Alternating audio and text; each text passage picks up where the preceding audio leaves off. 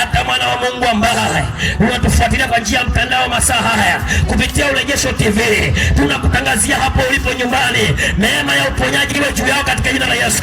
Hata kama ni kansa, hata kama ni HIV, hata kama ni magonjwa ambayo yameshindikana kwa wanadamu, nataka nikwambie liko tumaini kwa Mungu aliye hai.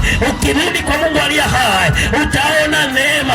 Nataka nikwambie mwana wa Mungu ambaye uko kwenye viwanja hivi vya Magore, hapa Magore Kitunda, nataka nikwambie katika mji wa Dar es Salaam, haijalishi miungu ili ukataa, haijalishi afya ili ukataa, lakini jioni ya leo afya itaachia katika jina la Yesu. Lakini jioni ya leo uchumi utaachia katika jina la Yesu. Lakini jioni ya leo ndoa itaachia katika jina la Yesu. Lakini jioni ya leo uzao utaachia katika jina la Yesu. Inawezekana kuna wakati unatembea unasema, Bwana, naona kama Mungu ameniacha, unaona kama Mungu amekusahau. Nataka nikwambie moyo wako mbebe Yesu.